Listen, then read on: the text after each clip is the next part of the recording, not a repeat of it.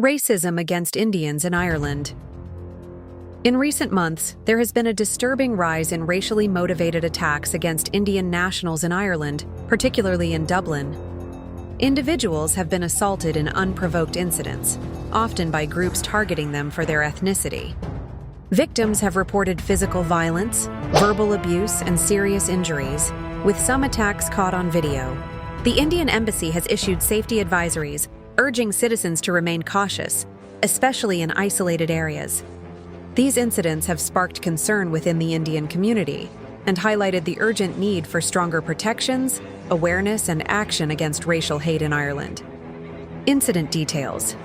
Santosh Yadav victim. Dr. Santosh Yadav, a 32-year-old Indian origin entrepreneur and senior data scientist in Dublin. When, evening of Sunday, July 27, 2025, at approximately 11:30 p.m., near his Dublin apartment close to Clondalkin train station. What happened? A gang of 5-6 teenagers ambushed Dr. Yadav from behind.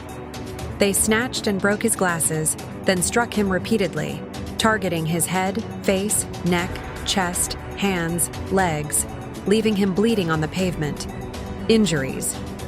He sustained a fractured cheekbone, head swelling, and extensive bruising. Injuries diagnosed via CT scan and X-rays at Blanchardstown, Connolly Hospital. He was later referred for specialist treatment at St. James's Hospital. Aftermath. He called on Garda Síochána, and investigators have opened an assault inquiry. The incident is being treated as a possible hate crime given the context and victim's ethnicity. Second incident. On Monday evening, 4th August 2025, a 6-year-old girl of Indian origin was brutally assaulted while playing outside her home in the Kilberry area of Waterford City. A group of older children, reported as boys aged 12-14 and one girl around 8, targeted her with racist abuse. As they yelled slurs like, "Go back to India" and "Dirty Indian," they punched her in the face and neck, twisted her hair, and pushed a bicycle wheel into her private parts, causing swelling, pain, and visible injury. The incident has left the child traumatized, so frightened she couldn't speak immediately, and her family deeply shaken. Despite this, the mother, a nurse and recent Irish citizen, has expressed she's not seeking punishment for the children, but hopes they receive counseling and guidance. Gardaí, the Irish police, have confirmed they are investigating the inside broader trend and additional incidents. There has been a spike in racially motivated attacks targeting Indian nationals across Dublin, especially in suburbs like Tallaght and Kilnamanagh.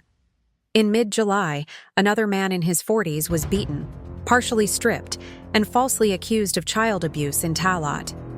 He bled heavily and was hospitalized. His rescuers, including an Irish passerby, Jennifer Murray, shared video testimony to dispel the false claims. A taxi driver, Lakhvir Singh, was attacked around August 1st, sustained head injuries from a bottle strike, and fears returning to work after being told to "go back to your country," official response. Indian Embassy and Gardaí. The Indian Embassy in Dublin has issued an official safety advisory, urging Indian nationals to avoid deserted or poorly lit areas, especially late at night. Be vigilant and share emergency contact details for assistance.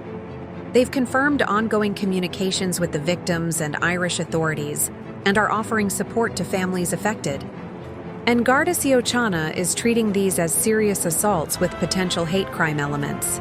They've appealed for any witnesses to come forward to assist investigations. Safety advice and support 1. Avoid isolated or poorly lit areas, especially late at night.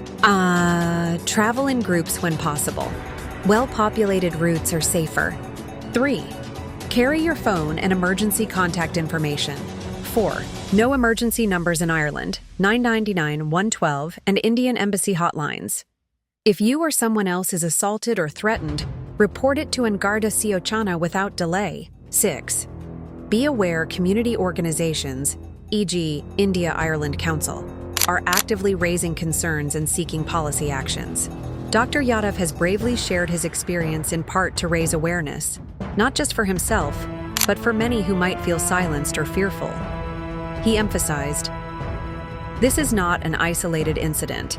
A lot of Indians are being targeted. Final thoughts. This incident is real, serious, and part of a growing pattern of racially motivated violence targeting Indian community members in Ireland. It's being actively investigated, and both the Indian Embassy and local Irish authorities are engaged. But stronger protections and community vigilance